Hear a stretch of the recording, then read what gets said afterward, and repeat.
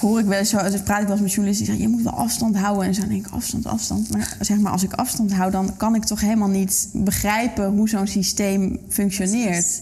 Dus ik moet er juist vinden dat je objectief moet blijven dan, en dat is afstand houden. Ik moet er juist induiken en me helemaal ermee verbinden om te begrijpen waarom. En want de grap is dus, bij de zaak Shell hebben we dus 5 perspectieven in beeld gebracht. Dus het perspectief van Shell. De zaak Shell is een voorstelling eigenlijk gebaseerd op een lopende rechtszaak van Milieudefensie tegen Shell, waarin Shell wordt aangeklaagd voor hun aandeel in gevaarlijke klimaatverandering. En we hebben, en eigenlijk in die rechtszaak ligt de vraag op tafel, is Shell nou schuldig of niet? Maar wij hebben, nadat we die rechtszaak eigenlijk begonnen te bestuderen, zagen we dat de grote vraag eigenlijk is, wie is er nou eigenlijk verantwoordelijk voor wat? En die verantwoordelijkheidsvraag vonden we veel interessanter. Dus we hebben daardoor alle hoofdrolspelers uit de klimaatcrisis een stem gegeven. En als je dus ik heb daarvoor dus heel veel ook Shell-speeches gelezen. Dus alle speeches vanaf de jaren 80 van CEO's over klimaatverandering heb ik gelezen.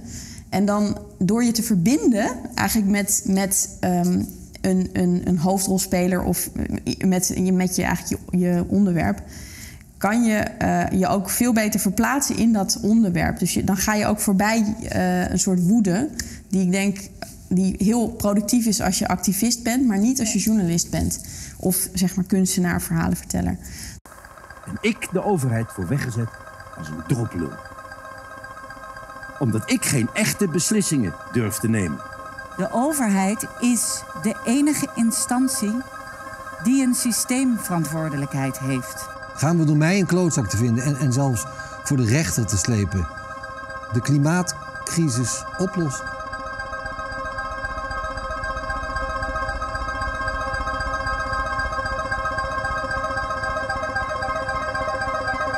Soms komt fictie veel dichterbij, zeg maar, hoe het echt is, dan dat je het allemaal gaat reproduceren van en toen. Het eigenlijk gaat, wat ons betreft, dus best wel veel in het echte leven over theater. Over je tekst kennen, je rol goed kunnen spelen.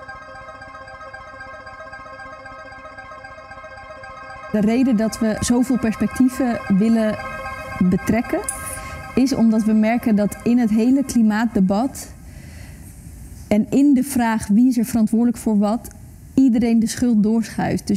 Dus Shell wordt aangeklaagd en Shell wijst naar de consument en de consument wijst naar de overheid en de overheid wijst naar de media en de burger wijst terug naar de overheid. Er wordt ons verweten dat wij, ondanks dat we het wisten, toch doorgingen met het oppompen van olie. Wat we dan bijvoorbeeld bij Shell hebben gedaan, is we zijn naar de aandeelhoudersvergadering geweest. Daar hebben we de hele dag gezeten, heel veel aantekeningen gemaakt. We hebben ontzettend veel speeches, helemaal tot ver in de jaren 80 gelezen van CEO's. Op een gegeven moment ontdek je gewoon bepaalde retorische trucjes. Ja, een patroon in het verhaal. Ja, en dan ga je dat natuurlijk, omdat het theater is, kan je dat zeg maar heel goed inzetten. Hashtag Shell New. Terwijl ik dan denk, ja, Shell New. Maar wij waren echt niet de enige.